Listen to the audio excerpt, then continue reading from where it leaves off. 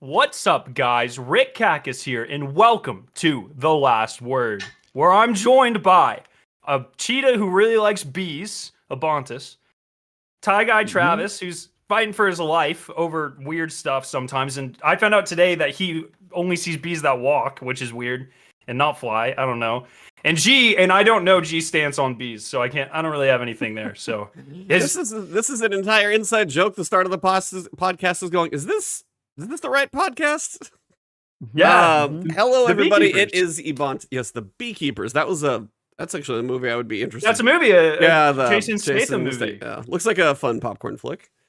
Hello, everybody. It is Ebontis. That was Scarrow doing the introductions. No, it's today. Rick Cacus. Okay, I'm sorry. He's masquerading today as Rick Cacus, amongst other things. Yeah, that was. Are you you gonna cut that out, don't or- even. All of this is getting. Your Believe intro. that! Your intro's Believe in there. it! No, your intro's in there, but everything in the Let's pre-show go! is gone. So if you got to see the pre-show, I hope you enjoyed it. Anyway, we are here More like today the with pre- our wonderful co-host Tie Guy Travis. Cognito is out exploring the world of PAX East today, hanging out with all of the Lords of Gaming and all of them. I think the writers and the podcast and everybody else is out there. I saw them all over Twitter, kind of taking their trip on the train and everything. So hopefully they have a good time. GDC, I think, is going on the other side of the coast, which It is. Travis has been around I'm and at having doing some coverage of that, I know. And then we have two amazing guests joining us because there was a moment where I was going to be totally by myself, just talking to the stream for 2 hours completely alone. So I figured I'd see if anybody wanted to join in. These two fine gentlemen, both Scarrow, who already did his introductions, and then G Miners, who has no idea what he walked into tonight, is also joining us. G, how you doing tonight, sir? I'm good. I'm excited to debate Scarrow in the latest event that Bungie Jesus. revealed and see how much we can hype up the E-Beef, just kind of channel that into the next GCX. We'll get Okay. a boxing match going, and then, I'm not much of a boxer. I played I'm not- hockey. I played hockey growing Yeah. up, so I don't fight unless it's on the ice. So if we strap on some skates, I'll duke. But I can go to the local free skate. let's go. I mean, dude, skateboard. both Yeah, Florida teams are like really good. So I'm sure there's an ice rink within that's fair. 5 miles of the hotel. So let's do it. All right, so our guests will be having the one-on-one GCX WW wrestling boxing match. All the wrong acronyms there. All the wrong acronyms there. WW wrestling boxing. World Wrestling. World wrestling boxing match. It's the new league that we've created for just these two gentlemen. Let's go. This On the main stage. podcast is off the rails literally before it started, so I apologize today to everyone who hears this because it's a mess take behind the credit for it. scenes, and Travis started it, so that's pretty normal. I did start. Yeah. But what have you guys been up to this week? Travis, we'll start with you just to see what you've been doing. Yes, it is the best time of the year. It is the Game Developer Conference in San Francisco, the city in which I live and breathe. And it is the best game conference now that E3 is gone. It's the only time of the year that every single developer, small and large, is in the same place at the same time. So it's awesome. Everybody's meeting up and hanging out, and it's just great to see everybody together. I have been busy throughout this entire week, which is why I was originally supposed to not be at the show, but I was able to move around some appointments and be here. But I've been basically meeting behind the scenes inside developer hotel rooms and stuff to take a look at stuff that I cannot talk about. And we'll be having a lot to reveal next week and beyond, which is really exciting Beyond. stuff. Beyond, yes. So yeah, What is I'm that? very Wait, what is excited to that? talk- Is that a joke? Oh, It's podcast beyond on it's a IGN. reference to IGN, Oh, okay. It's like, oh god, I missed that. which I've also been on. You can watch me on that show a couple times. You've got the hat Um, trick, right? Yeah, I've got them all. I've been on Nintendo a few times, PlayStation a few times, Xbox once. Game Scoop, so, that one's yeah. probably just like not gonna happen for No, you have most to be anybody. 70 years old to be on that show, I think. I think that's the rule. That's fair.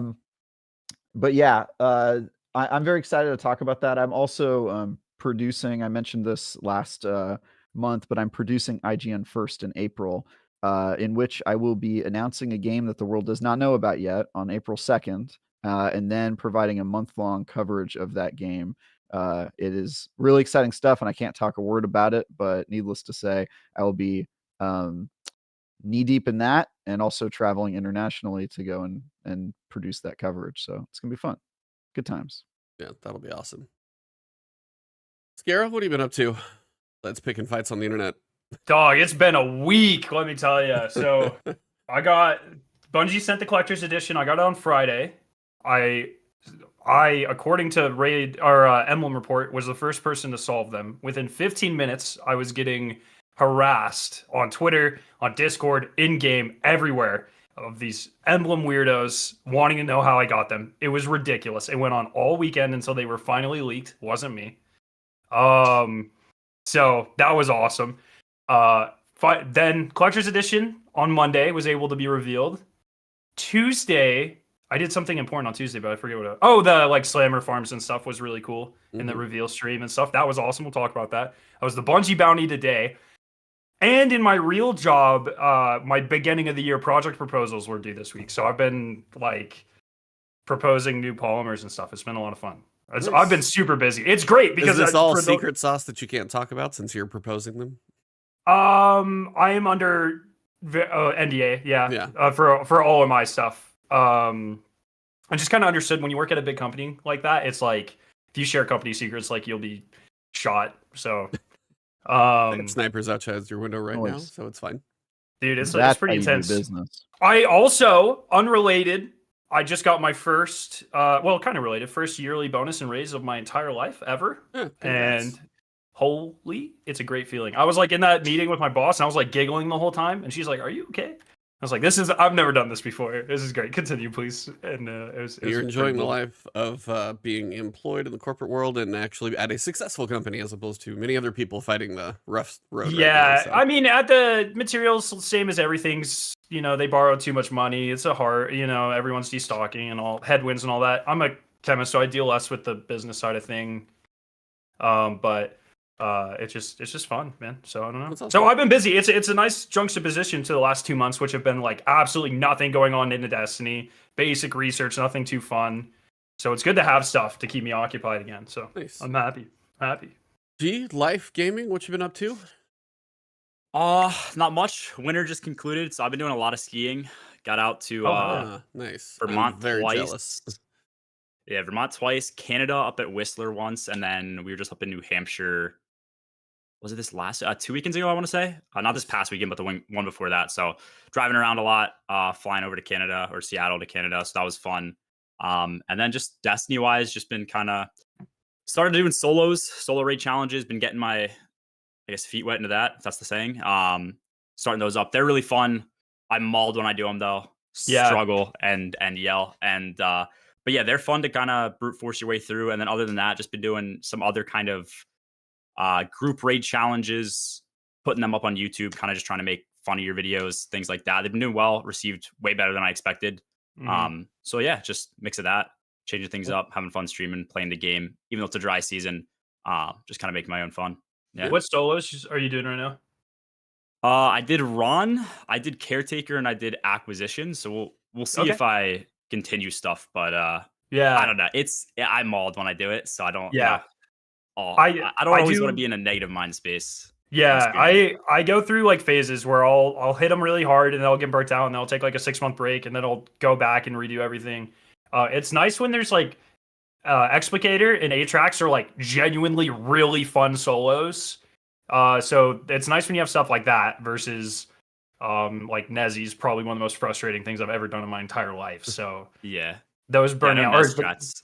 If you don't have like a sword, you can get launched off the map and other things like that. So I did it on Hunter, so it was all not too bad, but okay. Yeah. So good stuff. Nice. Yeah. As for myself, I have been playing Dragon's Dogma 2 for about a week. I have seen the credits, put out a review yesterday. That game, even as I was writing up the review, just kind of kept getting better and better in my head, just the way you think back on it and look on it. It's very special in the way it is very, very organic. Your experience, which way you go, what you choose to do, they do a very good job allowing you to explore the world in a way that feels natural without just point A to point B. If you go somewhere and time passes, you might have a different outcome on a quest. If you tackle it now versus tackle it later. Some choice, like not all choices are going to matter, and not all games are going to, but there's definitely some where there was a guy asking me to do something, seemed a little ridiculous. I did 2 of them, and the third one didn't quite do it right. And he's like, all right, never mind. I'm not going to work with you anymore. I'm going to go like work with somebody else on this task. So you're like, I'm not going to get to do that side of the quest. There's a lot of stuff I didn't see because the game is just massive. So I didn't explore everything. Kind of got to a point where I did want to at least see the credits, and then there's more. It is a big game, but it is really, really cool. It's got some drawbacks to it with regards to it's not going to be for everybody. There's a lot of running around janky. It's got some jank to it. It does. But you are going to be running around on foot a decent amount. But it's kind of one of those things. If you want to fast travel, it's a limited resource. So it actually makes you consider if you're going to fast travel or not. If you're going to go travel by ox cart, because this is like kind of fantasy type realm. So if you're going to travel by ox cart, well, you can kind of sit in the little back carriage and then doze off if you want to pass time. Sometimes you'll just show up at your destination. Sometimes you'll wake up in the middle of a battle halfway to your destination. Some giant ogre comes in, smashes the ox cart. Everybody runs off. You have to fight the guy for like 15 minutes, climb up on his back. And then by the time you're all done, you realize you're only halfway to the destination. It's the middle of the night and it's terrifying. So it's just things that naturally happen like that you wouldn't expect. And then all of a sudden you're going, okay, now I got to figure this situation out. Yeah. There was one quest that I had a really frustrating moment because if you kind of unsheath your weapon in a town, everybody gets on edge. So I did that, and then I accidentally clicked a button and just like took a full swing at some guy in the middle of a palace, basically. Pissed the entire world off. I think I cut a cutscene short that was going to explain this quest. So I was just running laps around this thing. You had to do it at night when something was going on. You could only do it every other night, so you had to sleep until night, until it happened. Finally, when that happened, I'm like... So it was kind of a facepalm moment because I feel like I should have seen it, but it's not obvious if you missed the little moment. So that was like my one frustration of the quest, but there was another one I tried, and it was the stupidest thing I tried, and it worked. And then I figured out the more I played the game that there's about 4 other ways that you could do that quest. So it's one of those that's really cool. The combat is probably one of the best parts. There was not a battle I really avoided. If there's a big giant 2-story ogre, I'm going to go after him and take him down. It's just going to take me a while. Is it third person? Third person, more, you've got fantasy combat, so... You didn't play the first one? I've never even heard of it. No. Oh, really? Yeah. Oh. It's kind of a... What is it similar to? Like Skyrim? Nothing. It's not similar to anything. That's kind of why it's cool. Yeah, It kind of sounds like Baldur's Gate from what you're describing. So no, it's not like Baldur's Gate. It's not at all. turn-based or anything like that. It's real time. I didn't even know that's what Baldur's Gate was. So I just mean the story aspect.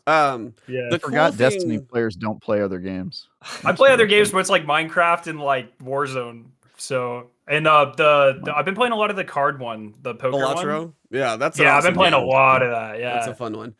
No, the biggest thing about Dragon's Dogma, you can have a third-person adventure, whether you're swinging a melee sword, casting spells, you have different vocations that you can pick for combat. But what makes Dragon's Dogma unique is the pawn system. And there are pawns that travel with you. It is a single-player game that has pawns the most... companions. Pawns are companions. Yeah. Thank you. I hadn't got there. I was like, is this a chess game? And I just missed that? Or... But they are... They're a faction of people who are destined to follow the hero and help him or her achieve their goal. Yeah. Oh. So if you want to play... People with no free will of their own who just want to help you out. Yeah, and they can travel between realms. So the cool thing is, like, if you want to play a ranged class, like an archer or a mage, you can hire a couple pawns that are up in the front, like a rogue and a warrior, taking the beating and putting in the work up front while you're in the back safe. I did the melee class, so I had a healer and support cleanser behind me, as long as a caster who's every so often you see this like iceberg come flying through. So you can kind of have support in either way that you want to play. But the pawns also are really cool because the whole internet works together. So if I take my pawn on a certain quest or go find a chest, and then if you can hire 2 other pawns besides your main one. And if you hire, say, my pawn, and I've already gone through and done a quest, or I found a chest, you might be in an area and my pawn might call out and say, hey, I was in this area on another adventure and there's a quest around here. Do you want me to show you where it's at? And they will straight up walk you to it. Oh, that's cool. And they'll say, and if they've experienced the fight against, say, a big 2-story ogre, they might be like, hey, ice is very effective against this guy. So they will bring their knowledge from the world into your gameplay to kind of help you. And you can also ignore them if you want to, but if you keep they talk a lot, but there's actually a decent amount of good stuff in what they say too. Interesting. It's a very special, unique experience. It has some jank to it. It's going to, but as you go through the world, no one person's going to have the same experience, because even each vocation, you can have like 4 equipped abilities of like 12. Yeah. So everybody's going to pick a different build, and then you can have like passive perks from all of the vocations. You can pick one from each of the ones you try. You can switch mid-run. You're not going to be a warrior the entire time. You can just swap. It's a cool one. Like, if you want a very unique adventure, it's one I suggest trying. I ended up giving it a 9 just because too many things. It has a decent amount of jank around the edges, and I know for some people, whether it's encumbrance or stamina or the vague nature of the way the quests are, it's not going to hold your hand at all. It's not going to land for everybody. But for me, I looked past all of that stuff, or I got used to it enough that the experience was so good despite anything that I held against it. So I ended up giving it a 9 in my review, and it's a fantastic game. It's not going to be for everybody, but if it sounds intriguing, it's a damn fun journey. Travis, Yeah, did you do this one too? I didn't do the review, but I played it a bunch. Gotcha. And also I'm a huge fan of the first game, the original Dragon's Dogma, which is now, I think, 12 years old. Yep, it was Came 12 out, years, yeah. Wow. Yeah, Yeah, long my time main, ago. I'm like, yeah, obviously, I'm like a guy who gets like really invested in games, and so like these last 3 years, there's all of these games that are like they're all their own experiences, and you play them for a couple months and then you drop them. I just can't do that. It's just not the type of gamer I That's am. the way to play games, bro. I the know a way lot to of do people it. feel that way, but it's just not. I It's can't like do you it. either live it or you don't be try like- it at all. Is that? That's how I am with most Yeah. media. Yeah, that's how. That'd be like So if, you are uh, One Piece, but you skip 50 other shows. I don't like anime. I'm just using it as an example because it has Yeah, 1,000 it'd be- episodes. Yeah, yeah. It's never made sense to me that people have like games that they main, because it'd be like, you know, if you were into movies and you're like, I'm a Godfather main, I just watched The Godfather. Well, over I and mean, over I kind again, of like you know? I have my franchises. Like, I really like Walking Dead. I really like Doctor Who. I really like the MCU, and I like really like horror movies. But like, I treat horror movies like a kind of a singular franchise. Like, they're different, but they all they're part of the same ethos almost. You know what I mean? But it's like I'm really bad at venturing out, and it's I just don't really get a lot of intrigue from that. So it's just kind of weird. I'm like the opposite, where I have ADHD with games, and Yeah. it doesn't take me very long to get burned out on a game at all, and then I want to move on to the next thing, because variety is the spice of life, and you miss out Yeah. on so much if you don't get to play that stuff. I also, if something doesn't hook me right away, and I'm not a fan of third-person games. There are very few third-person games that I like. But like, I tried Helldivers, and I want to love that game because it's such a phenomenon and everyone's loving it. But I played a couple missions and I was like, there's nothing here for me. So I just stopped. Yeah. I don't know. I'm not not land on variety or the spice. Dude, I don't Not mind talking playing a about bunch of Dune, games. by the way. Sorry. That was a good I wish I movie. could talk Part about 1, Part Dune. 2, very good. What was I gonna say?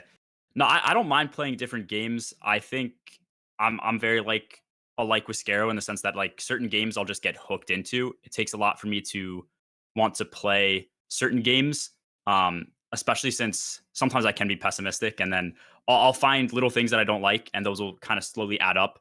And a big driving factor for me has always been playing games with friends too. So I think a lot of the best games that come out, I'm assuming Dogma is a single player game. So a lot of those best games, like even Elden Ring, God of War, like those, I wouldn't mind playing them. I just don't, that's not, I guess, usually where I prioritize my time. It's like, if I'm going to game, I want to do it with friends, because a lot of the fun, other than D2 is a bit of an anomaly, but every other game I play, it's just hop on with friends, make fun of each other, scream the whole time, get off. And then if it's a single player game, I'm just like, dude, I'd rather watch a movie, or sometimes I'd rather just do other stuff. But the downside is, if you're not doing variety, then like a game like D2 gets really stale, you know? Yeah, for sure. Yeah.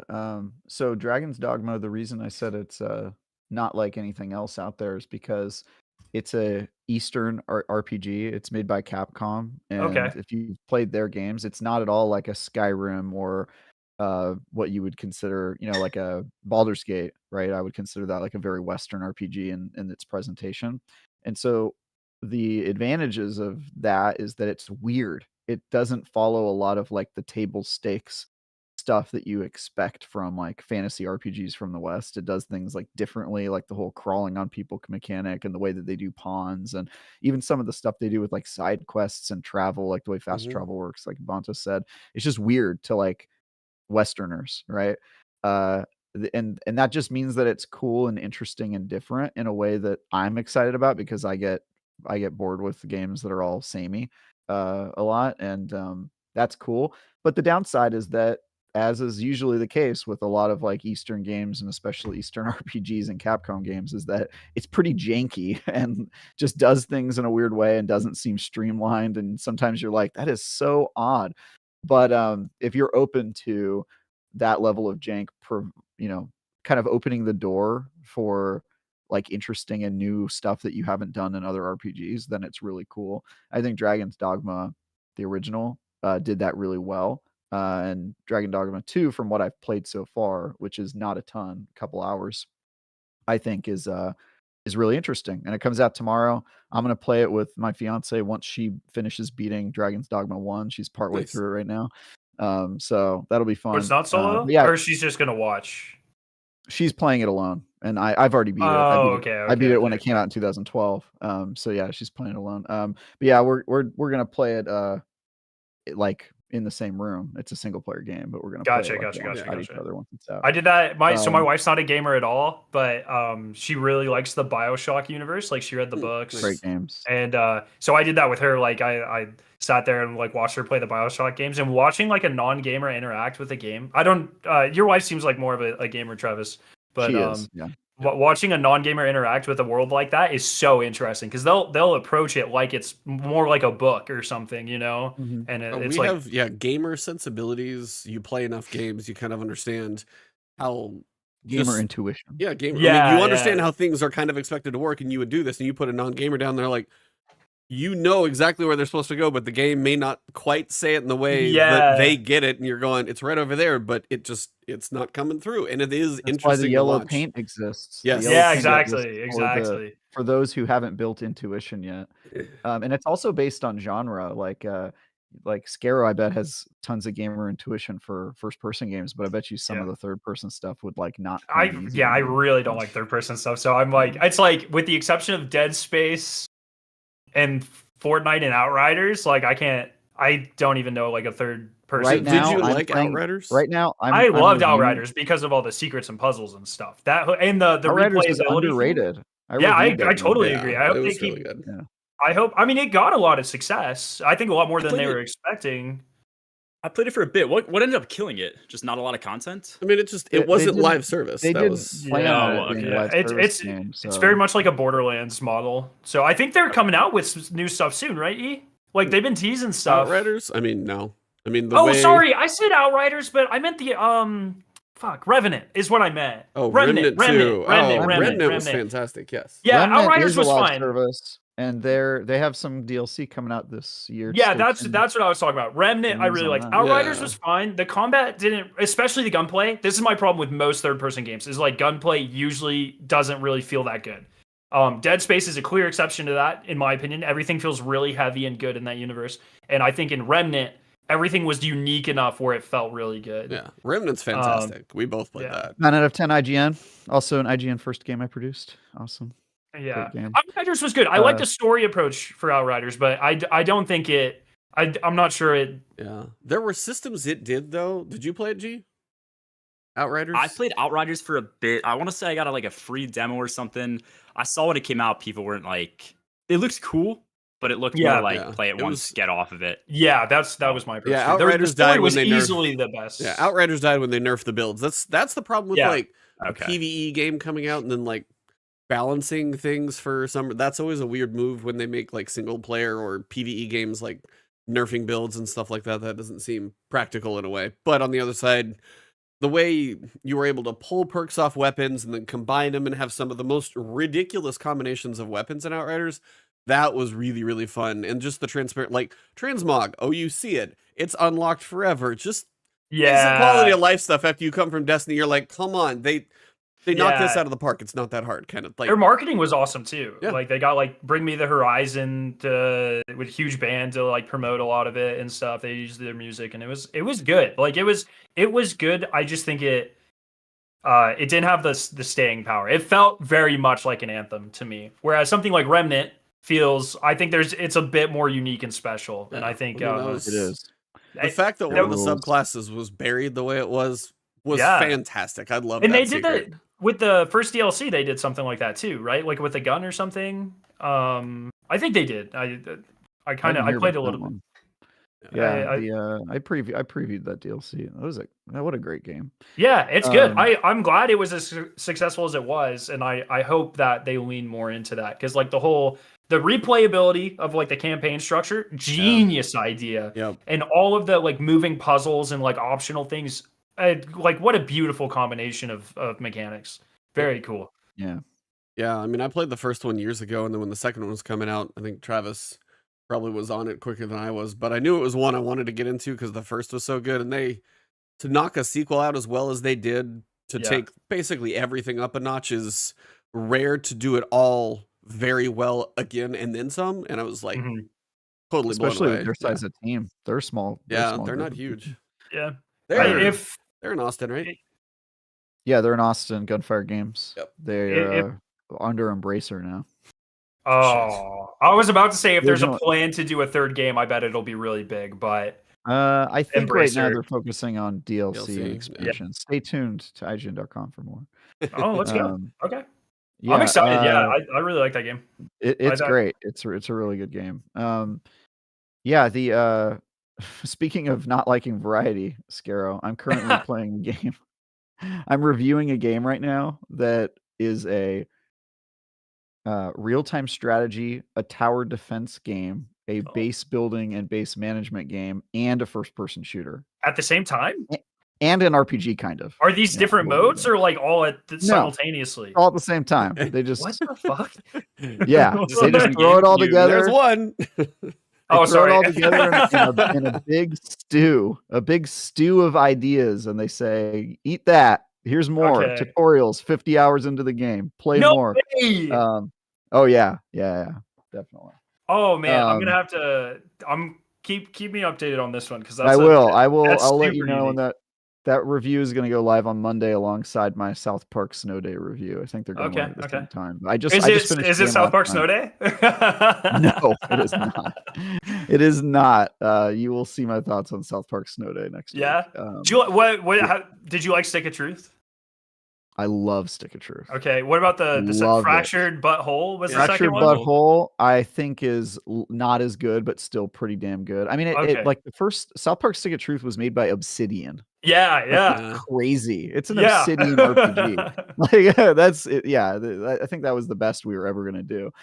Fractured Butthole is good. I also played the mobile game Phone Destroyer, which is kind of like a spin-off. I didn't even know there was a mobile game. Yeah, it's in the same, and this is a direct sequel to that, and they went a very different direction with it. It's not backed by Ubisoft. It's made by pretty much an independent studio, a smaller studio, and it's third-person kind of hack and slash gameplay with some light roguelike stuff, and they try a bunch of new stuff. I can't say more than that, but of course. You'll see my opinions on this is very different than the other two. Then all the two very, were very different. The other two were turn-based RPGs. Right? Yeah, and they also looked like South Park. They were like 2D art that looked like it was made out of scrap paper, and this is a 3D modeled like game over the shoulder. So they completely changed everything. Yeah. Okay. Yeah. Cool. All right. Well, we might want to talk about what we had on the cover of the podcast today. Clickbait. Let's go. Clickbait. Yeah. Clickbait. Bearing the lead a little bit there. That's fine. Yeah. So in the world of Destiny, we actually probably have been playing a little bit. Travis is, for the video edition, you guys are probably looking at Travis in a weird way right now. He is holding tiny little figurines. But G, did you get one too? No, I did not.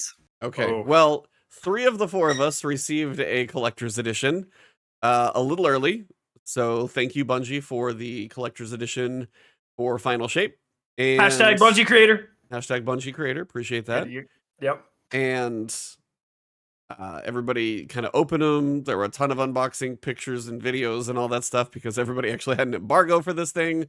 Kind of funny to see one of those because I don't know if they've done one quite like this before for a promotion. So this is a first time I've seen sending these things out to creators. And I think it was like Aoterra got one in Australia.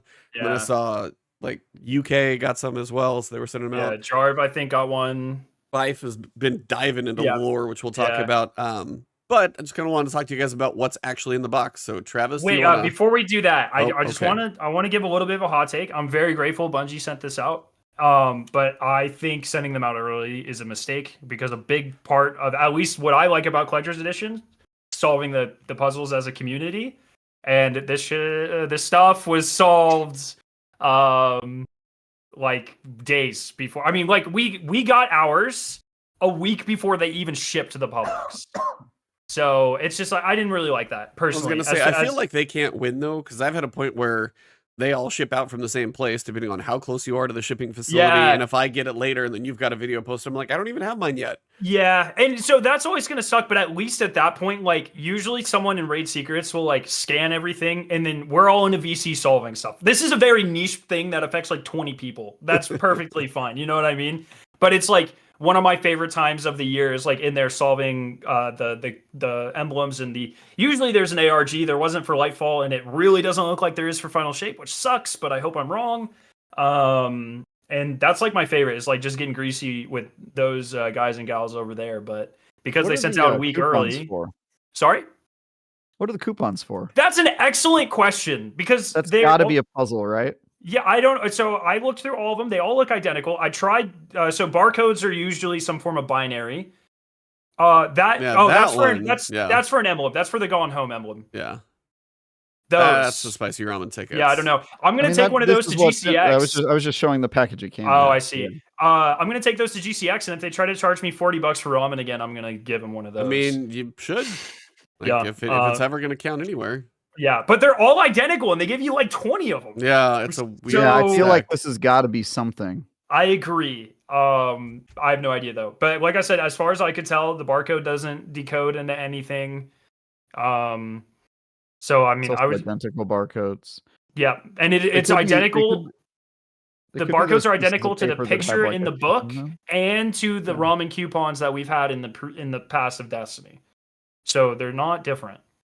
So I don't know. It's so weird. It's such a weird thing to include, especially 50 of them. You know, or 20 it's not like a few. Like, oh, this is kind of cute. It's like no, there's a packet of them of like 20 or 30. It's ridiculous in there. So I don't mind that they sent it early, but I also have no stake in the little community game. So, like I said, I acknowledge that's a very niche thing. That is to me, it was nice to kind of dive back in before.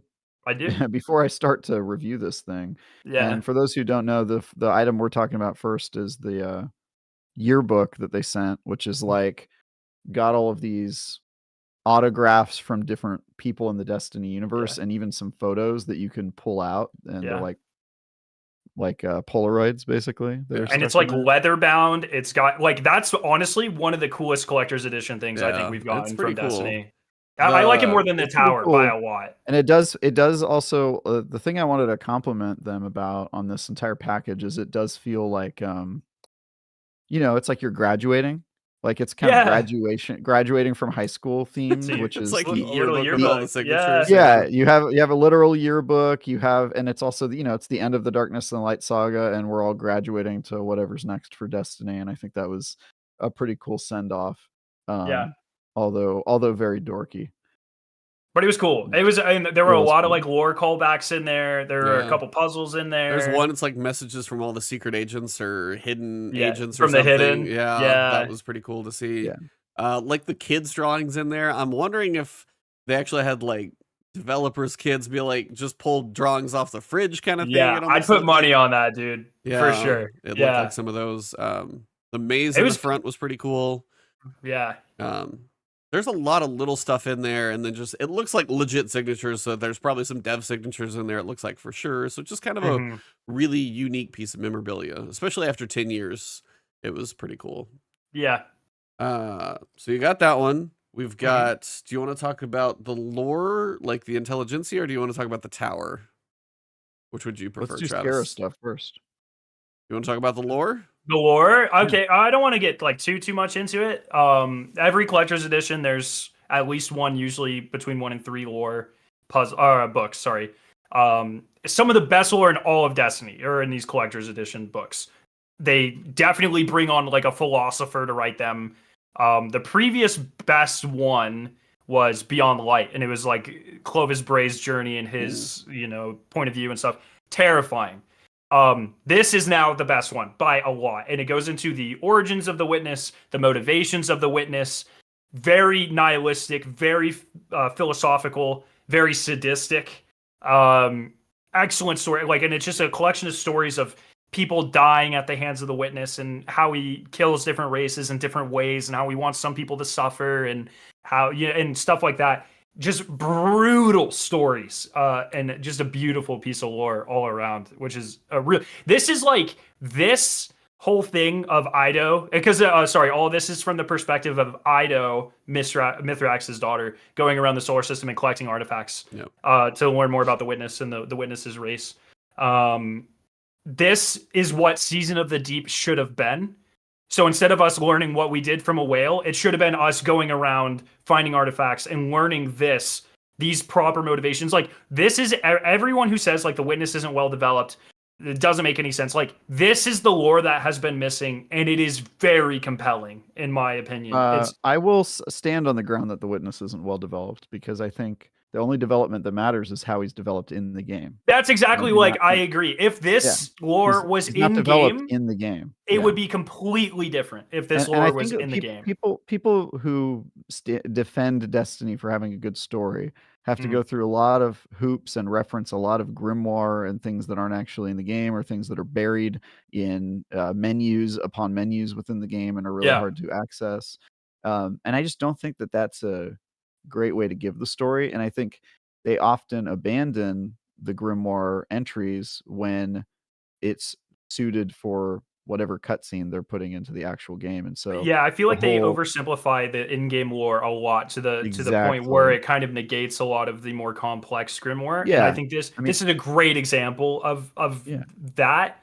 If they need to create a Neo Muna in defiance of all the lore that they've established, they will do that. And that it just goes a long way to undermine the work that they've done in setting up that world building. And the fact that none of that is in the game, I think I'm worried that none of this is going to make it to the final shape, because I don't even know how it could. Like, a lot of it is like backstory, and the answer that they gave us in the game about how the Witness was created, I found was unsatisfactory by a lot. Did you read this? I've read maybe half of it. I haven't gotten all the way through it yet. Yeah. So I think it's well written and cool, but I still don't think it gives me a great answer for, like, I get what the Witness wants, but I kind of feel like we've all kind of understood that. It's more like the Witness's creation and their final goal. I still feel like we're a little bit murky on. And so if they're able to discussed in the back half of this. Okay. All right. Yeah. So it's like, do you care for spoilers? I can recap it very generally. Sure. Recap it. It's the Witness. They were blessed by the Traveler, their race. And they all developed this. They're kind of a race that they use ternary structure for like ideas. So they'll like say, instead of the final shape, it was like the summit, the Pyramidion, the final shape, and they would describe everything in these kind of 3-word structures, and that sort of represents a conflict of ideologies within their race. And then as they determine like the most final form of something, that'll shrink down from 3 words to 1. And so essentially what happens is you have a lot of dissenting there's 2 main dissenting factions in the Witnesses kind of race, and they all agreed that they need to reach a state called the final shape, but they disagreed what that was and the method to get there. And so they want everything to reach the final shape, but half of them believe that they should be able to use violence to force something to achieve their final shape. The ends justify the means, versus the other half that doesn't. And eventually what happens is the half that believes that violence to the final shape is the answer murders all the rest of them, and then merges themselves into the Witness, and then forgets all of their history on purpose. And so it's like they the whole idea is you erase your wrongdoings to make it essentially so it never happened. And their entire goal is to force this final shape on everything, which is and the idea like what that is also evolved. So it started off as like they had a way to like look at essentially future timelines, and it's like, okay, we just need to speed up the process to get this thing to what it will be. And now the idea of the final shape is what is left when everything that can die does. And so it's like it has become increasingly more nihilistic as it is gone. And it is increasingly leaning into this, the end justifies the means type of thing. And then when the Traveler left it, because it was trying to force the final shape, now anything that the Witness has blessed or given treasures to or whatever, it just wants that stuff to suffer as much as possible. I mean, the Traveler? What did I say? Sorry. The Witness. Yeah, sorry, the Traveler. Anything the Traveler, like us and the Fallen, the Witness just wants to torture them. It just wants them to feel as much pain as possible. And so it's describing like the Witness, like during the collapse, using inefficient attacks on humanity because it just wants them to suffer. It could wipe us all out. It could go to the Traveler. It doesn't even have to interact with us, but it's like drawing out and torturing us because it hates us pretty much. And it wants to get our attention and like it wants us to come to the same conclusions that it has, that the final shape is better. Because look at all this pain you can experience. You don't have to experience it. Well, it's going to take the time to like shove the bamboo under the fingernails because it's not going to kill you. It's just going to hurt like hell. Yeah, and then it wants you to admit that that death is better than life because you can experience this pain that it's forcing you to experience. Is essentially my takeaway. It's very philosophical and nihilistic. It's dark. Very deep. It's like, very dark. Yeah. It was a great read. I just wish they had a way to, once again, I think this lore is a lot more impactful if more people experience it in the game, right? Do you feel that it's almost too dark to put in the game? I think it's not necessarily too dark. I think it's too complex. I don't think it's too dark either.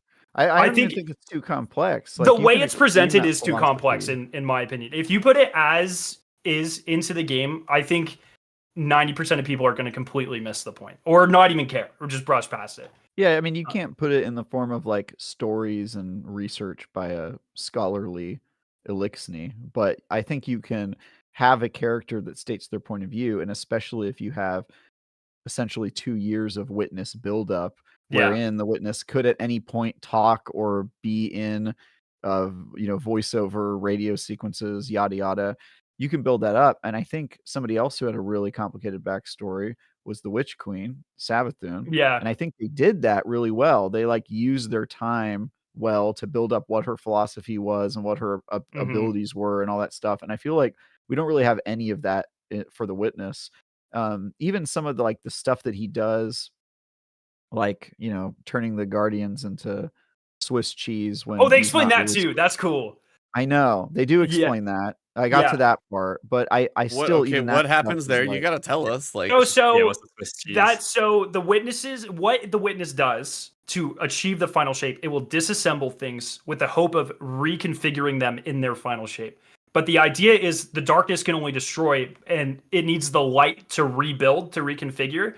And so when it's slicing things apart, it's attempting to disassemble and reassemble, but it doesn't have the power to reassemble to make that final shape, which is why it's pursuing the Traveler, because it needs the Traveler, the thing it hates the most, to gain the power to reassemble, to build, which is what light does. It needs its yin to its yang.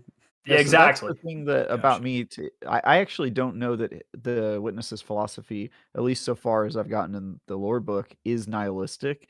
It's almost like weird, like conservationist, like preservationist philosophy of like things that are dead can't feel pain, but you still want them to exist, which is why I guess the pyramid ships are all like big museums, right? It's kind of like preserving their culture and their history, but non-living. Yeah. But also the Witness doesn't believe in death, which is another thing that is kind of like a contrast, because the philosophy they've told us in game is no more life, no more death. We're gonna have this thing in between. The final shape is gonna be unlife, whatever. Yeah. Which what's the pitch black? What is the after? What did they call it in that? You know what I'm talking about? And what was it? Chronicles of Riddick? No, Chronicles of Riddick. it was like they were kind of doing the same thing. They were trying to basically just annihilate, colonies and collect these people, but it was like they were trying to go to the afterlife or afterverse. It was, I forget the name of it, but it was kind of, yeah, I gotcha. I Yeah, find and it it's just a interesting fancy way how to say. I just think that I think in the game it risks an oversimplification that's going to be like, oh, the 100%. witness wants to kill everything and the traveler wants to life everything, and Yeah. it's life v death. And I think that's probably what it's going to be. And I think a lot of the lore in the book is pushing it that way of like, oh, the witness just wants to kill everything. But I kind of perceived that they had set up a more nuanced take on what the witness actually wants to accomplish. And it seems like maybe they're backtracking on that a little bit.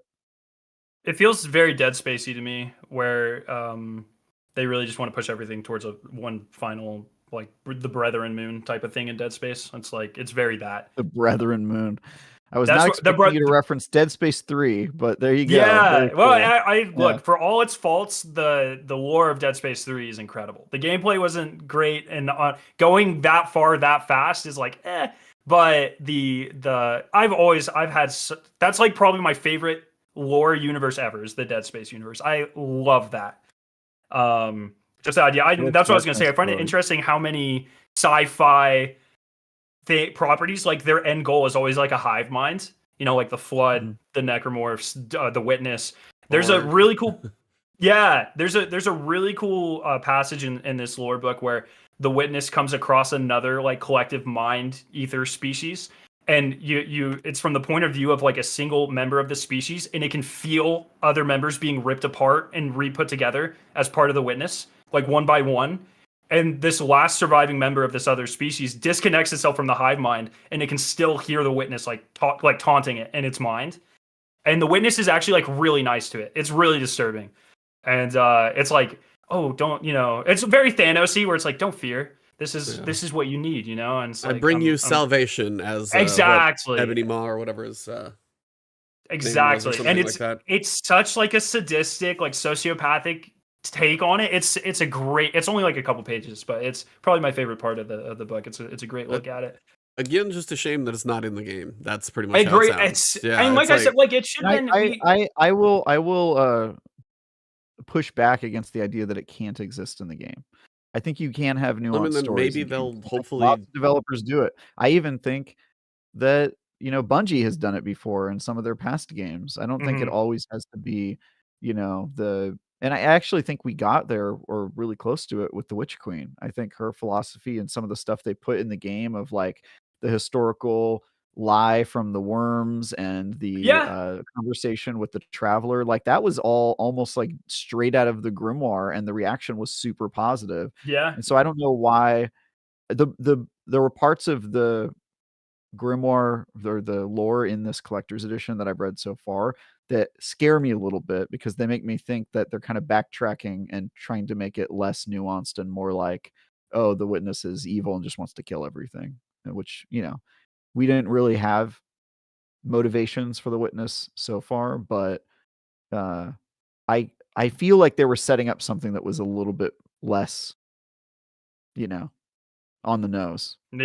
Than that, I agree. Like I said, I think this should have been Season of the Deep. Instead of talking to some giant space whale, we go around collecting artifacts, and we get more like slight glimpses into this ideology, where they can be a little bit more refined and more complex. And then at the end of the season, you find the final artifact, and that's like that awesome cutscene that we got in game. Was it awesome? I think it was. I personally loved it. Maybe it didn't go far enough, but in terms of like Destiny cutscenes, and especially in seasons, yeah, it was awesome. So I thought it was a pretty bad answer for like how the Witness's origins, right? And also it didn't explain anything about the what was the artifact from Lightfall? Why have I already forgotten? The Veil. The Veil. No, that's Plunder. That's Plunder. That's not deep. I think having like these entries in this book as part of that season, I think that all builds up to that as a better, and helps form that story a little better. Like I'm not going to sit here and pretend I know the perfect way to do it, but I think it's just a shame like all the Clovis lore wasn't in the game. I think it's a shame that this lore wasn't in the game. With Witch Queen, I think there was 3 books, and one of them was like describing what Stasis was, And I think that is just a beautiful thing that should have been in the game. Like they clearly, like, either someone on the narrative team has a philosophy degree or they hire a philosopher to help write these, but they're always super deep and really thoughtful and interesting insights into things. And it's just such a shame that like a percent of people will ever read it, you know? Yeah, and I do think you can put that in the game, but I think they often eschew it for like cutscenes of Rocky Balboa training montages and stuff that like absolutely doesn't need to be in the game. And I get it because it's sort of like lowest common denominator. They're speaking to a really wide audience with these, but I don't know. I think Witch Queen should have proved to them that they can tell more complicated, nuanced stories and not get a lot of blowback, and the reception will be pretty positive. Because even if you don't understand what's happening in a game because you haven't been following all the seasons and stuff, when you see a cutscene where something weird happens, it starts a conversation, especially since this is a multiplayer game where you're often playing it in chat with friends. You could be like, why is this happening? And then your friend goes, oh, you didn't play last season? Well, this happened and this happened. And it kicks off a conversation that I think could be cool. And you can kind of have your players do some of the work for you. And I'm increasingly becoming nervous that this ending is sort of just going to be like a, you know, the witness is bad, wants to kill everything. The traveler wants to make everything be alive. Got to kill the witness. The end. What And I'm really hoping, that to me won't be very satisfying. What I'm really hoping is the raid, since we can wield the dark and the light, I'm really hoping that we, through the raid mechanics, make the witness achieve its final shape. We disassemble and reassemble it and mess it up. You know what I mean? Like whatever lore. I mean, the raid mechanics for you know, as simple as a lot of the lore is, the raid mechanics always are really deep. Actually, like the way they're named and the things that we're actually doing, they're always very clever and very like lore accurate and narratively accurate. So I think that sort of thing would be really awesome. I was gonna say it's a real shame because I think some of the most like complex, interesting lore that we've had this year is the unveiling lore, which is what the veil is. But it's literally like go sit in front of this computer monitor on the bottom of Neomuna every week, and there's no interesting way to get it. And I think that's some of the most interesting lore. And we have a lot of answers for like, what is the veil? Why does it exist? What is this MacGuffin? You know, not good answers though. Interesting answers, interesting enough. A lot more interesting than look at this callus. Yeah, I mean, you know what I mean? I think that I think you can promise to answer questions and then the players can say, okay, but I don't like that answer. I think that's fair. Totally fine. Yeah. I mean, I think in reality, I don't think a year ago or 2 years ago, the veil was ever supposed to exist, right? And I think they had to retcon a lot of that. And I think the witnesses' motivations probably haven't changed all that much, but I think they had to make the veil work, you know? I think the witness has changed. I think you can see it in the writing. I think the grimoire sort of this lore entry we got. I think this sort of confirms that they've pivoted a little bit in the way that the witness is approaching its methodology. I wonder if that's a question for G, since he has been ultra. Yeah, sorry. You're good. I was gonna say, like, how into the lore are you? I couldn't remember. I know when we had you on before, if you were into it or not, or if it's just you're like, I don't even care. How are you looking at Final Shape, whether you are or aren't into the lore? Do you just like, I'm gonna figure out the mechanics and play the game, or are you more curious about the story, or in between? I'm definitely more interested in the mechanics and stuff. Just play the game to play the game. But yeah, I don't know. I've never been one for stories. I've always skipped cutscenes type of thing. But I think with D2, I played since D1. All the lore is Grimoire cards.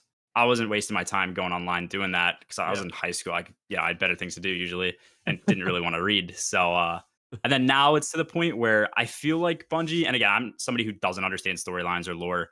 But my take is just, I feel like they can do whatever they want. So they can kind of change the story on a whim. So it doesn't really have any meaning or real weight compared to a story or a book that was thought out and has meaning from its inception. So I'd love to see a good ending to it. But really, I just pray that the witness, we take him down or whatever happens, it's a cool raid.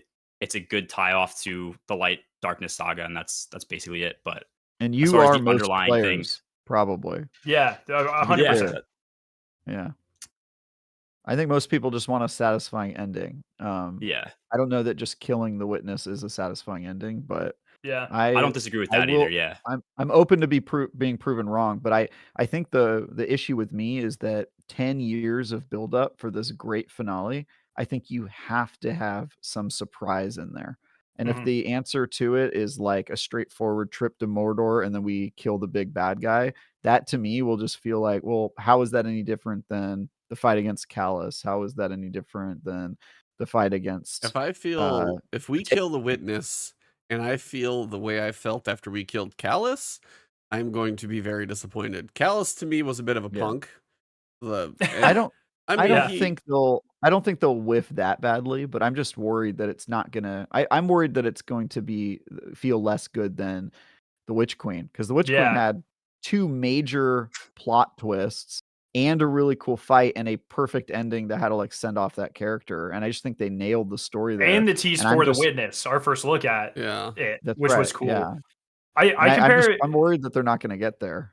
Just based on what I've read from the lore, and I'm just worried, man. I compare Destiny's storytelling a lot to the TV show Supernatural, which I don't know if you guys have ever seen, but it's like what you're talking about. There's like a big bad. So like for the first couple of seasons, like demons were like the worst thing ever, and nothing else existed. And then they beat the demons, and then it was like, oh, the devil's real. And then they beat the devil, and then there's like a new bad guy, and then eventually they like kill God. And I think that's the Destiny. We're gonna kill the witness or whatever, and then I think it's gonna be like, oh, but now we have to deal with the elder gods or whatever. And that's where the 9 come in. And exactly. And you can just the 9 are very similar in a way, because they are also like a disembodied hive mind, which is Bungie's favorite end game thing that they've done 100 times with the Flood and the Witness and this other I forget the name of the race in the book. Yeah. Where's the Flood? Halo? From Halo. I've always thought the 9 were bad. Oh, sorry. Okay. Yeah. I didn't play it. Okay. Oh, okay. The Flood were pretty much. Have you played Dead Space? They're pretty much the necromorphs from Dead Space.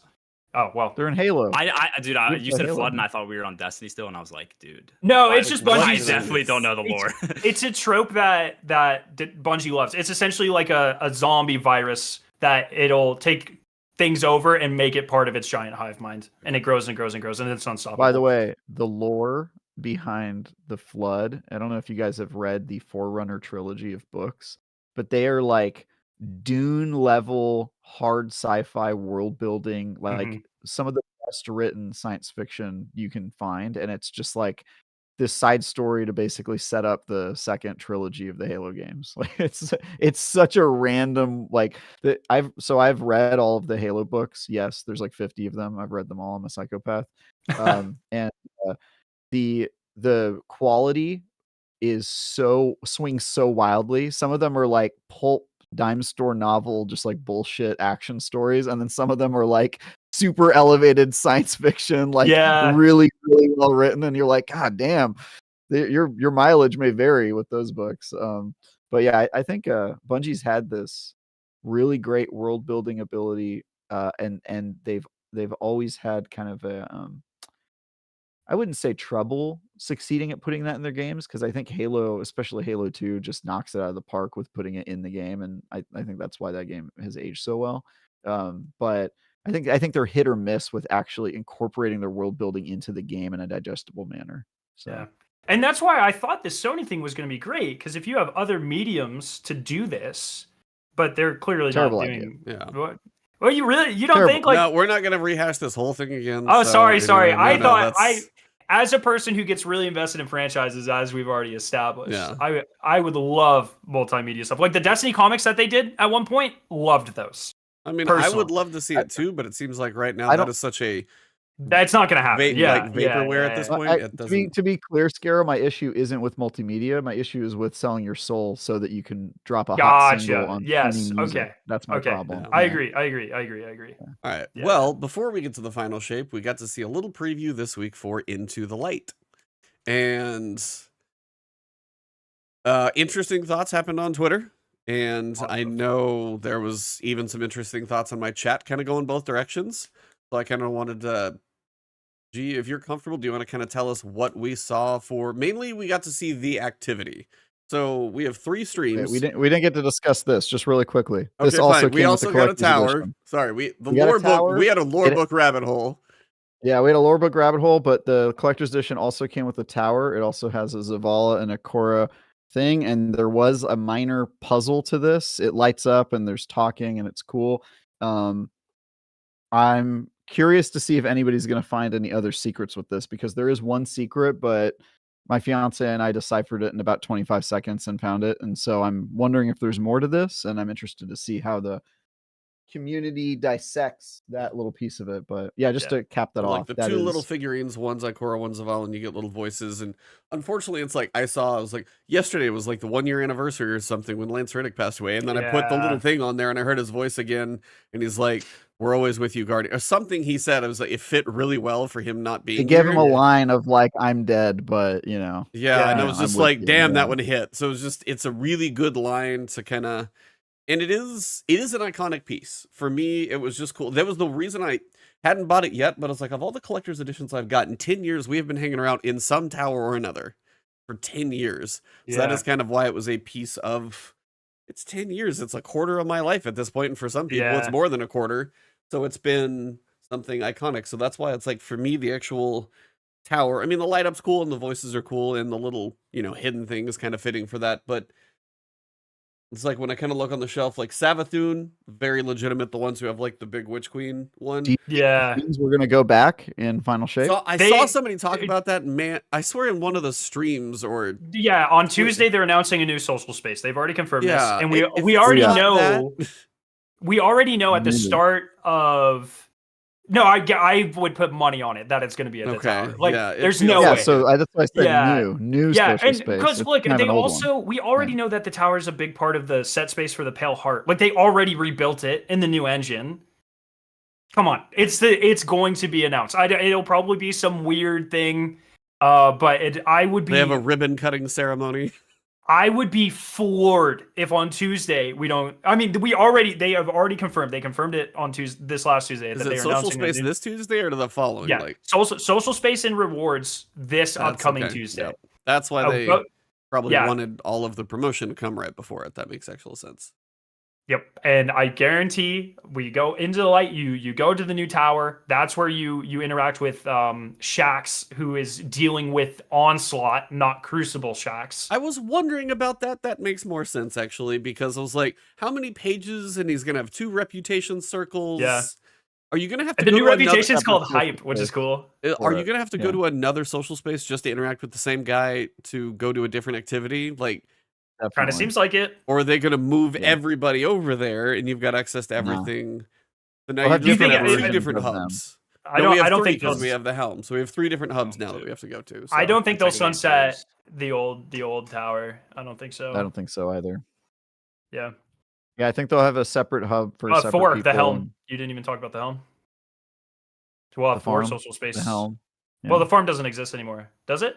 Yeah, it's in the Yeah, I game. think it I think exists. it does. Oh, it Yeah, it's is! in the game. Oh my god! Yeah, and nobody Yeah. uses Wait, it, but 5. it's technically there. Yeah, they With should our- combine doesn't it. exist. With Like, our they hub Are you a Lord- farm denier, bro? Sorry, You're a farm denier? I You forgot it deny that existed. The farm exists, bro. Because No. they sunset it and then they brought it back, right? We just Yeah, need the I know. farm as a skate Yeah, park. they That's brought what it it back should be. for Defiance. That's what it was. What they should do is if they bring back the old tower, which once again I'd bet money that they are. There should be like a connection to the current Destiny 2 tower, where maybe they're not in the same instance, but you can like go walk up to a door and it'll take you to the Or a other one. portal to pass between or something. Yes, we no have way. we have the technology for portals. You don't like It's- that? I love it. It's not going to Oh. happen. Oh, okay.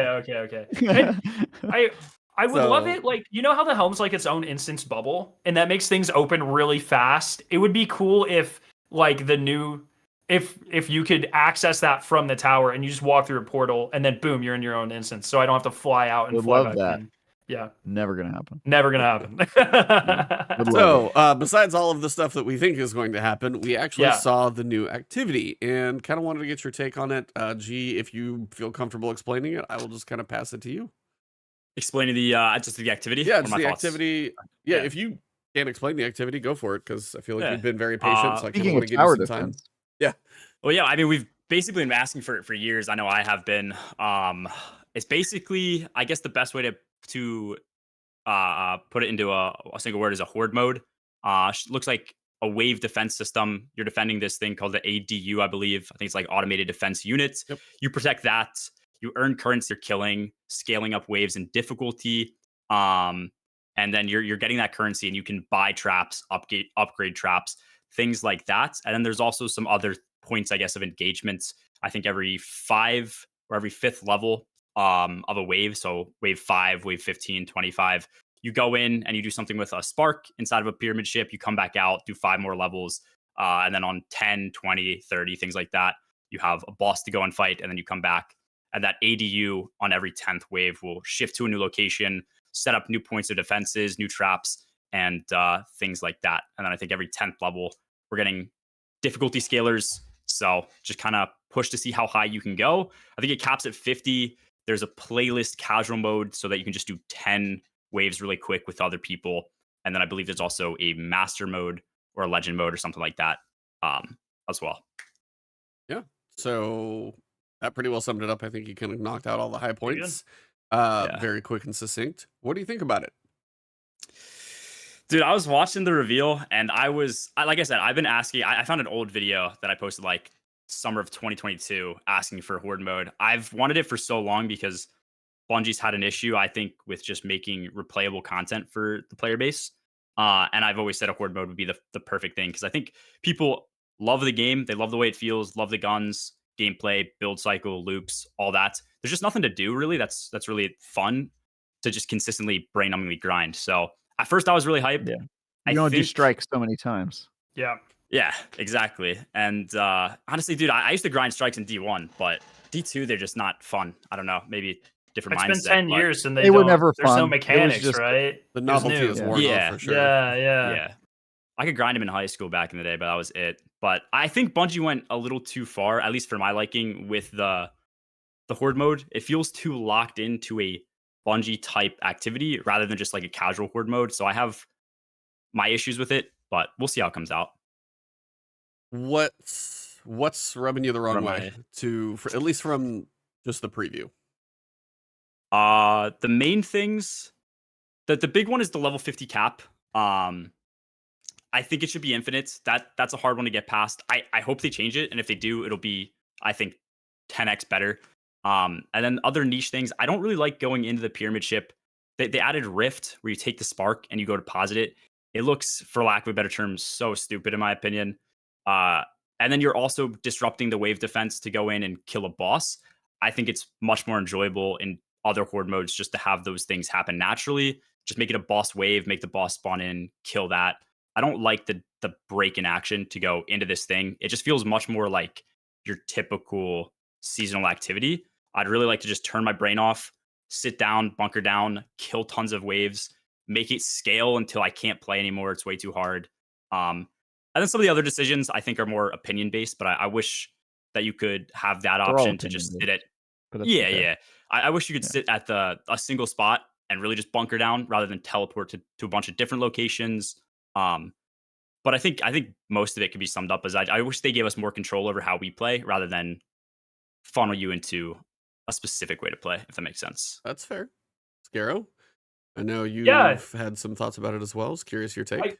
Well, I think it's cool, and I think more than anything, I think it's a good foundation. Like Coil stole the words from me here, but yeah, that's. Oh, fine. Sorry. No. Like, I think Coil's a really great example of how they can take like an idea and evolve on it. So it's got the roguelike elements of deep dives, but I think Coil's like perfected. Like it's awesome.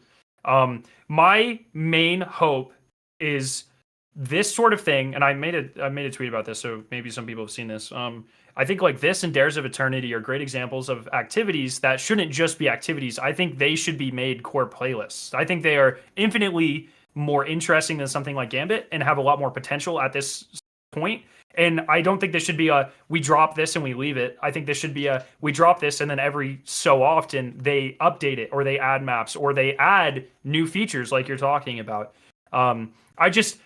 I went into this with a little bit. Well, this is way more than I thought we were going to get. I thought we were going to get Riven's Wishes 2.0. I thought we were going to get weekly quests, and that was it. They had 2 months to work on this or whatever. You know what I mean? I think it's highly likely this was a scrapped activity in the past, and they were able to pick it up and work on it. If not, I have no idea how they did this so fast. I mean, I can honestly tell you because if you look at everything, it already exists. So it is piecing a whole lot of it. It is so you take you take a PvP map and then you can add some pyramid skin into it. You have G mentioned the Rift Ball. You've already got the ability to pick up an orb, which is the battery, and you're throwing it into the Forge, which we've done before.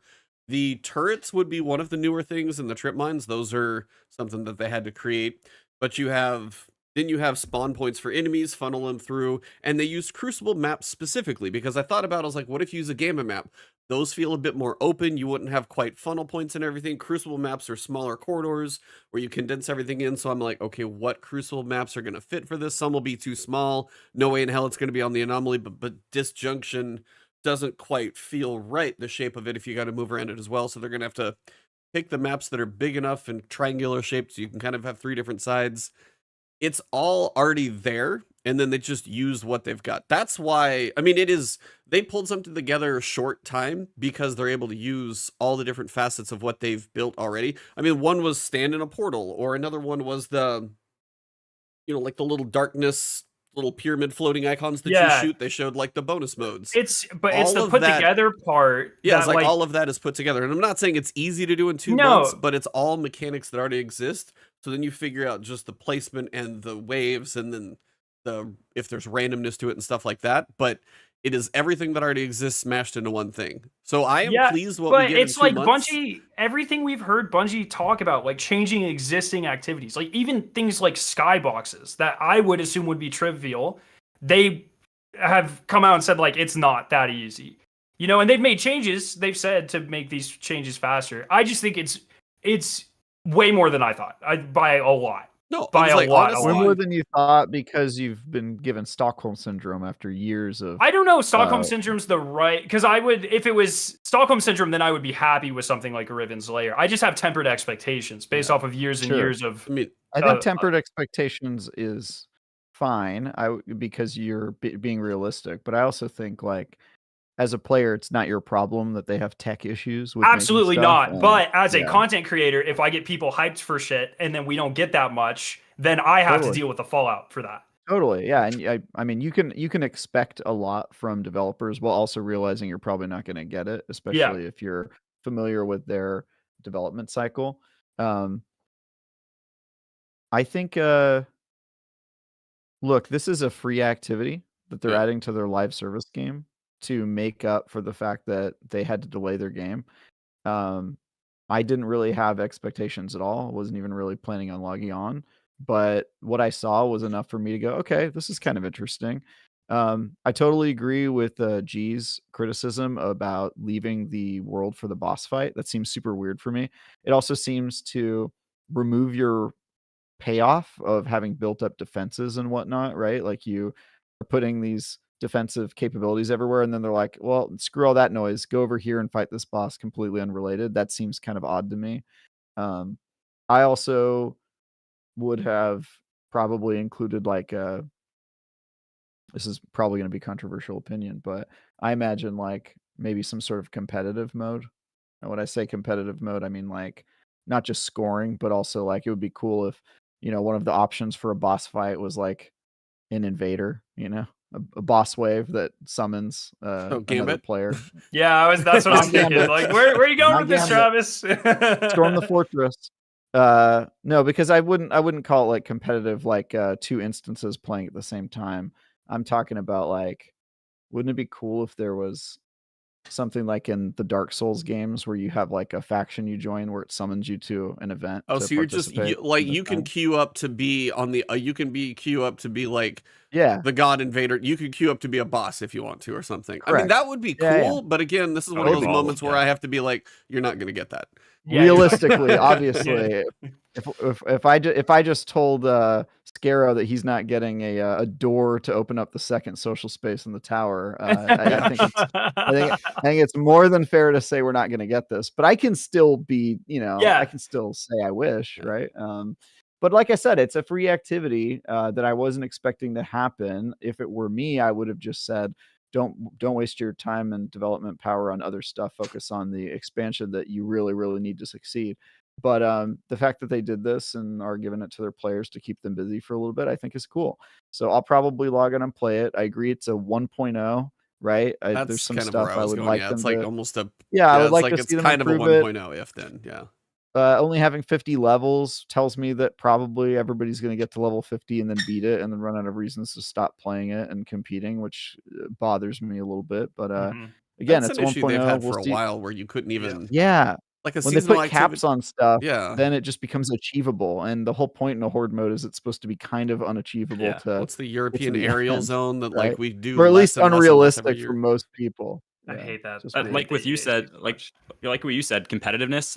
That's why I'm so mad about the 50 cap, dude. Like it, I think my biggest gripe too is they did so much work making, in my opinion, the activity much worse than if they just made it simple and bare bones. Because if it was infinite, dude, people would be grinding, thinking of team comps. There'd be guides, videos out there. They could add something as simple as a leaderboard to show who got to the highest wave, what they did, Mhm. how long it took, how many kills.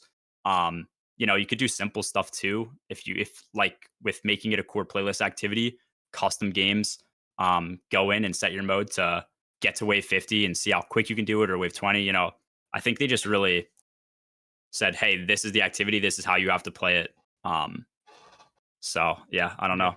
I was like, I feel like for a lot of that, like random stuff like that, like I think in an ideal world, I also think the 5-10 boss wave thing is a little too structured. Like I think it'd be cool if you had optional objectives that unlock that, or like it was a random like public event style thing or whatever. or, like, That the didn't bonus always objective happen. if you did if you stocked up some objective throughout it, and you would go get a bonus, and that would get you a big pile of scrap, and that would be Yeah. a reason to go on like round 13. You get to go in there, not just 5-10. Yeah, 5-10, it's essentially 5-10. the dog round in zombies, right? Like it's like, all right, now instead of defending, go attack for a second and then bring it back. Not that dog rounds were attacking zombies, but I mean it's like a special thing, you know. But I think like the random parameters like that are probably take a lot more time and nuance in the like development time than a structured thing like this. So I think, in my opinion, I would think that's probably a byproduct of a reduced development time on this. But I agree that should be a lot. This isn't the perfect form of this at all. No, And this I is hope like not a beta. Sounds bad because it will function, but it Yeah. feels like you could have different You're a types beta. of turrets. You could have different, instead of decoys, you could have just more variety even to your choices besides machine gun, level like faster and faster and faster, trip Yeah. mines, which seem weird, and then the decoys are fine, but it's like even just like where you can put them, like it would Right, be cool yeah. if there's customization Yeah. there or it's whatever. And just right now everything is, as you said, it's like it is what was able to be made in 2 months, 2.5 months, whatever they were able to put together in a short time. It's pretty good using basically everything they can in the game as tools, but Yeah. it is a 1.0 of which I would like to see what, version 2.5 or 3 looks like. That's I want to see the coil version of this, essentially, right? If this is deep dives. Yeah, I just think You know? Bungie is not that studio. I've always used the word stubborn because like they just make stuff, and I'd be shocked if we got an update to something like this within the next 2 years if the game is Probably. still in the Yeah. same development cycle that it is, which sucks. But Yeah. I don't think we're gonna get an iteration on this. I think it was a much like Lightfall, kind of a band-aid to a problem that they had because for whatever reason they're really committed to keeping those engagement numbers up. Mhm. I rather would be than just shocked if we telling the players don't. to keep a break. I would be shocked if they don't expand on this premise, though. Like the base defense premise. Like they're moving, all their seasonal activities are moving to more unique ones. You know what I mean? You had the card building, you had the roguelikes. I would be surprised if they didn't do more tower defense style things in the future as we go into episodes and stuff. Because Menagerie Lights aren't cutting it anymore. You know what I mean? Like people are sick of Yeah. those. it's Your also public kinda- events I are mean, people are sick of those. Shout out So- to Prescott in chat because he's always got some pretty good ideas about stuff. But it's also just, I mean, he said it. It's a lot of stuff that we get is just put there and then just left to be what Yeah. it is. No updates. No, I mean, Dares of Eternity, for And then example. Somebody in removed chat said, eventually. and then after a year. removed, which is the other part. And I was like, how long do you guys think this will be in the game? Will this be permanent now, being as they're not supposed to be removing stuff? I still don't know how much of the seasonal stuff is going to stay going into final shape. They I said, think don't 'cause know this if is they free, I can think it's keep it staying. around. I don't think they can keep it around after final Oh. shape because Why? of the lore reasons, right? Oh wow. Like, I mean, isn't raids. the whole point that we're We're we defending have a from the defense witness, core yeah. because we're defending it. That's true. That's so that we can. kind of why I was wondering. Yeah, I don't know if they have a lore reason, but my thinking is they'll probably take it out and then they'll wait a couple what are they called? Not seasons anymore. Right? Episodes. Yeah. Episodes. They'll wait a couple episodes, and there'll be like a version of this that reappears like way down I the don't line. know. But I don't think they're going to iterate or update this version of this I activity. think it's that has literally got to just be a one of the band-aid. hardest things, just from the dev perspective, to say half of the shit that you guys make is going to be temporary. Yeah. And fine. but it's like, how? Okay, so are you going to put you're not making a game that sends a discount and is printed and is permanent out there that you can put your life's work into or something. It is so much temporary. I do wonder, again, limited time resources, what they can put out in a time fits probably the temporary cycle, but also what does that do for even a mentality for a developer sometimes to say, I don't think hey, you lose like as much as you think you do when you take an activity out. Like you still gain whatever specific technical mechanisms you built for that activity. You gain the fundamentals, the technical know-how, the yada yada, so that later down the road, if you decide that you want to do a Menagerie 2.0, you go, well, we already know how to do that. We have the tools to do it. Yeah. There was a specific team that worked on it, yada yada. For me, the stuff that gets taken out of the game, I'm more worried about like the game preservation side of it, of like, where does that exist and how do players go and experience that? Or what if you missed it and you want to catch up on it? There's like a lot of like, I have a little bit of anxiety about like when things are taken out of games that I never got to play and never will be able to like replay, because somebody that's can't just experience like kind of a painful type of FOMO. But it's also how live services work. You just have to kind of get over that at some point. Yeah. I don't think the lore really matters. I mean, strikes, raids, dungeons, blind well, all the I don't stuff think the exists lore in matters. the game. Well, You sound like a Bungie employee. But I'm saying to them it doesn't. Like I don't think they're going to. I don't think the fact that this won't make any sense in 2 months. I don't think they care. And honestly, I don't think most players care. I think you're right on both counts. I think Bungie has made it pretty clear they don't care about the lore. But I would love to see expanded on in the future.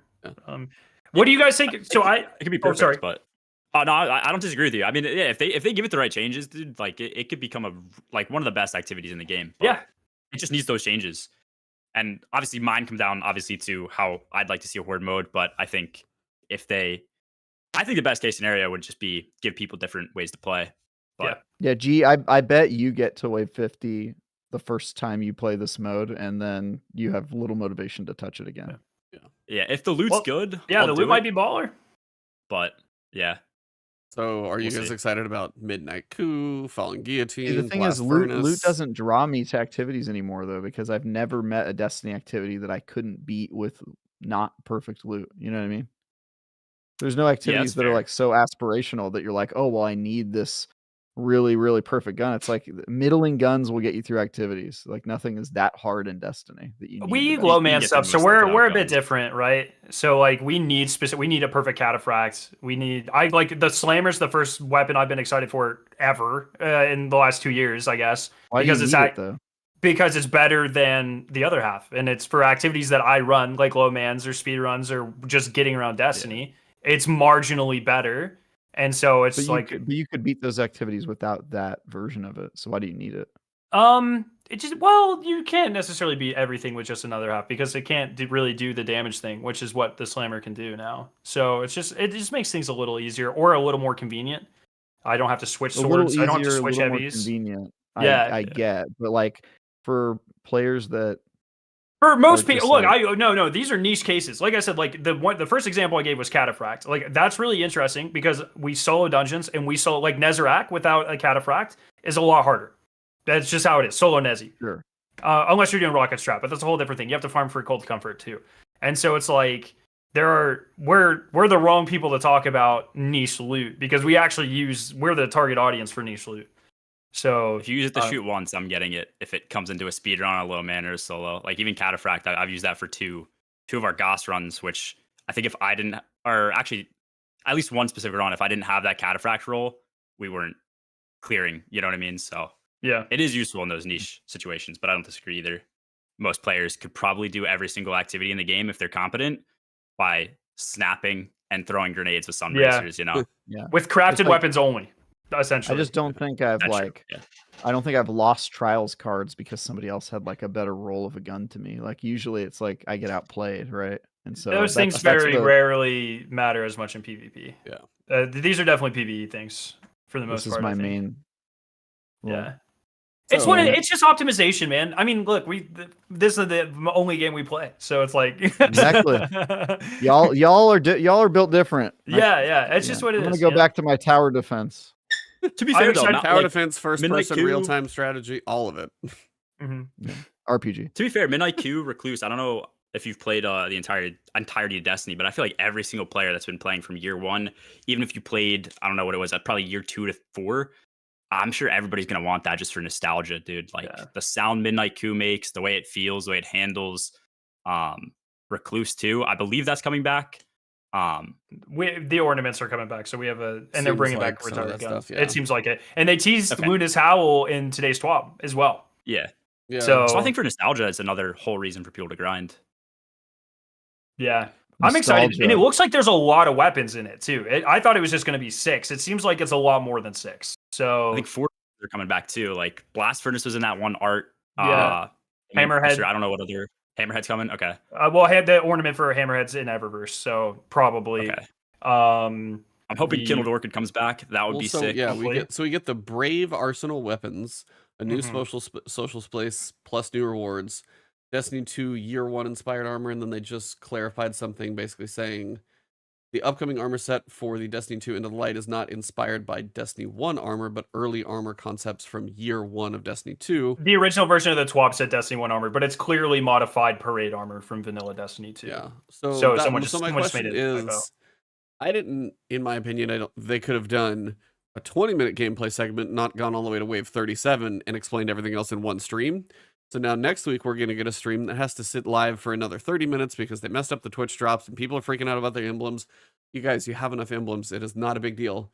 But on the other side, You're about to receive death threats for saying that. that's fine. That was That's a fine. crazy thing to say. It's a digital postcard that you have thousands of already.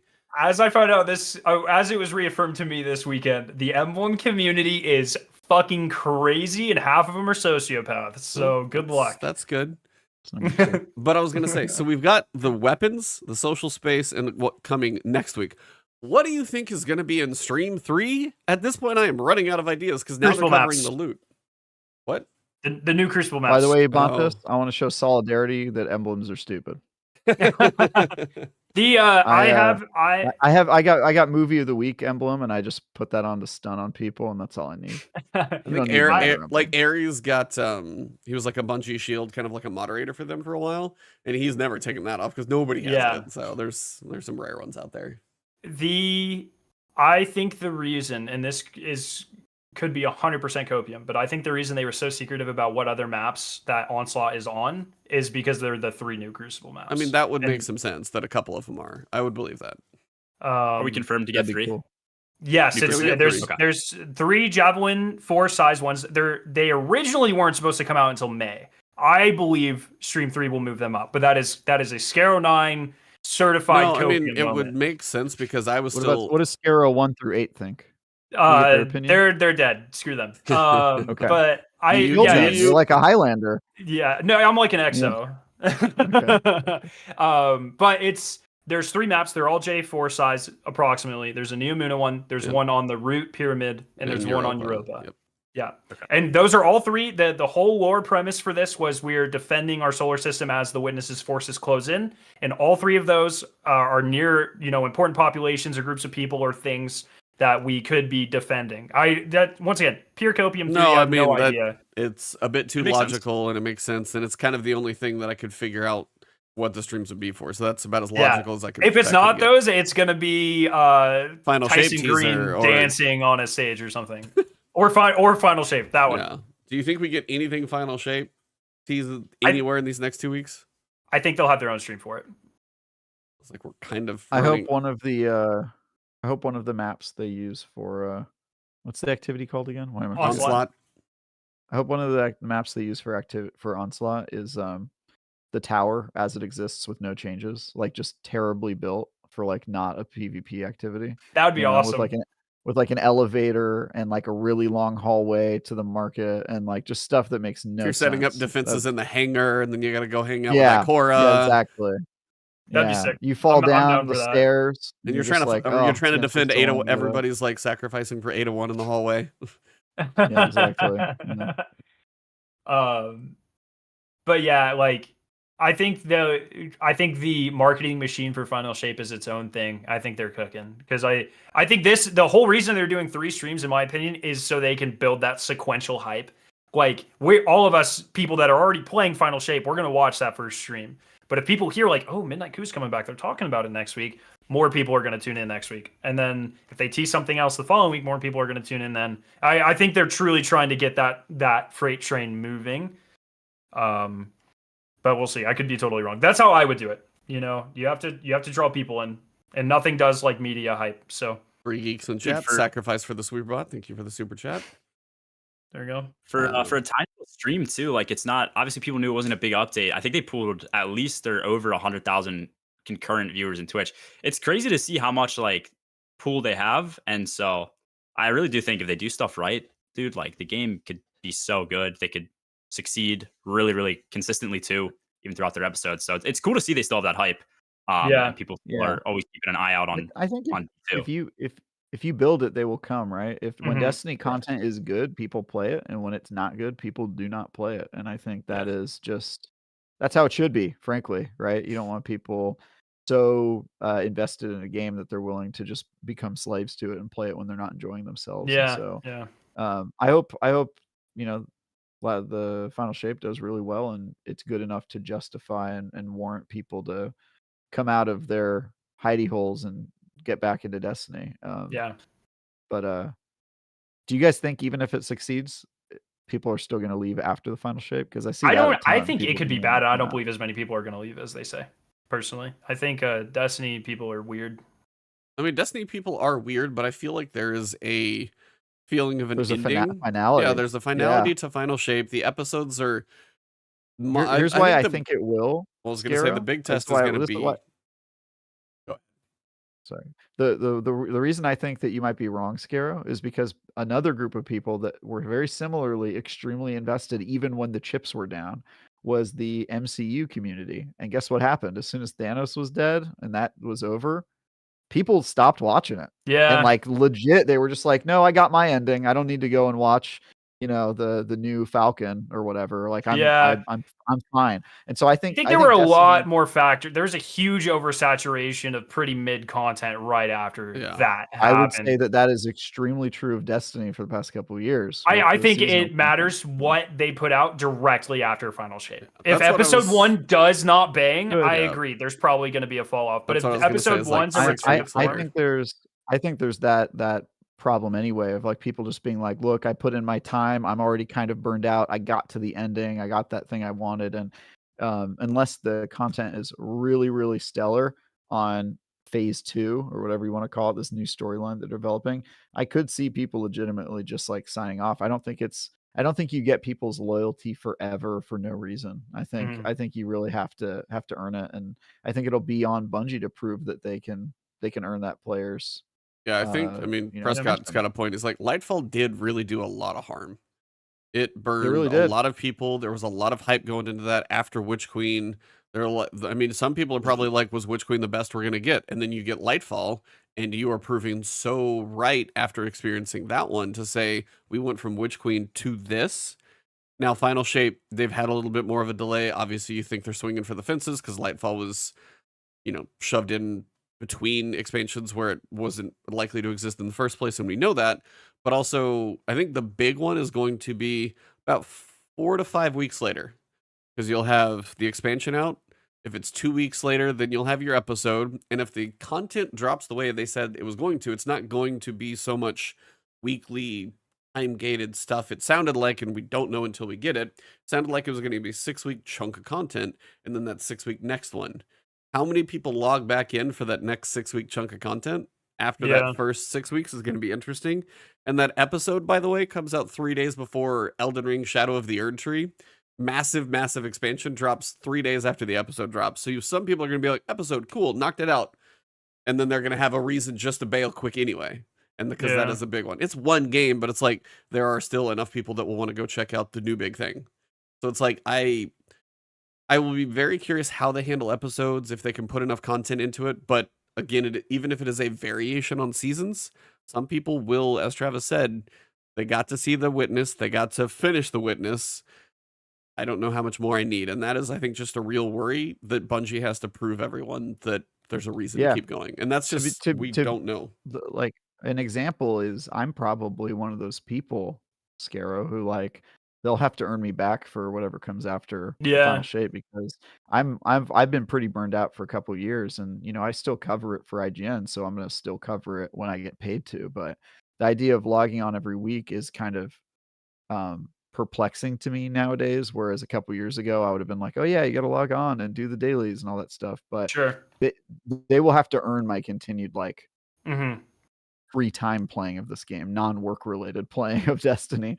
Yeah. And I mean, to be honest, I'm excited for that, because I think Bungie has shown time and time again that they, when their backs are against the wall, they find a way to pull a great game out of their behinds. Yeah. And I think, like, you know, you make Halo and then you say, yeah, we're going to make an even more popular game after that, and people will go, there's no way you can do that. And then they make Destiny. So, and I think they're in the most serious version of that from all the internal reporting.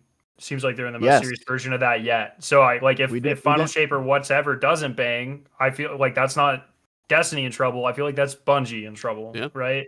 Exactly. What's and they are in changed? trouble. Like, by the way, like they're in trouble because they have a parent company. Just Yeah. for those who were saying, oh, having a parent company will give them security, it's the exact opposite. Having a parent company means that you now have things that can get you. I think what changed is they doubled the number of heads in their studio and like tripled their studio space. Do they have that many more devs working on the game? Has that been confirmed? No, not on other IPs. Okay, yeah. I'm just saying for Destiny, like I don't see a world, because they haven't expanded, I guess, those working on Destiny, or to my knowledge had a big change in leadership. I just don't see a world where the episodes are successful. Like I don't know. If that, like they've never been able to do it before with seasons. Every season's just been super bland and super dry, unless you're getting a raid or a prize raid or some massive change like Solar 4.0, Arc 4.0, or 3.0. We just don't know how much bigger the episodes are. If they are significantly bigger, then I could see it. But to your point, like if they're slightly bigger than seasons, I think you're right. It's going to flop pretty hard. They're also going to be longer too. So even if you have less seasons or less episodes to make than seasons, they have to last longer, which, you know, longevity is not their strong suit. So I don't know. We'll see. But yeah, I'd imagine the game's going to die off pretty quick after Final Shape. I also think that's natural. Like, but if the game dies off, I'm not convinced Bungie doesn't, or it gets sold for part, or you know what I mean, like pulled apart. And, yeah.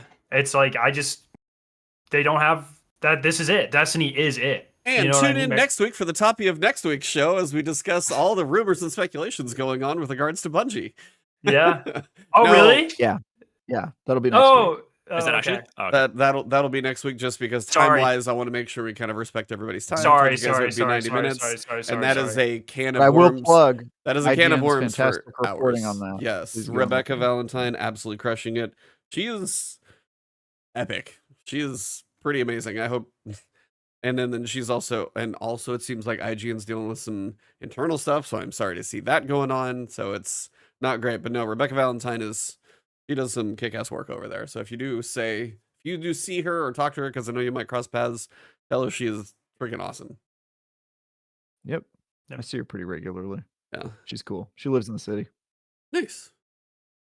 Well, so next week we have a lot to talk about because rumors and emails and other things have been floating around the internet. So yeah, that'll be a little more speculation. Cog could be back. Scara, if you want to come back, you're more than welcome to discuss. Yeah, I'm totally down. I'm going to tell you right now that email is bullshit. I have no doubt in my mind that email is bullshit. The cross one specifically. Yeah. Yeah. Whole lot of unconfirmed sources is not great to base a whole lot of content off of. So it's like depends on where you're getting your information from. Rebecca writes an article. It was just a nothing burger. Yeah. That article was like Rebecca writes an article. I'm gonna read it. It's like a random email from a YouTuber, no matter who it is. Like, yeah, that's the thing. So, but yep.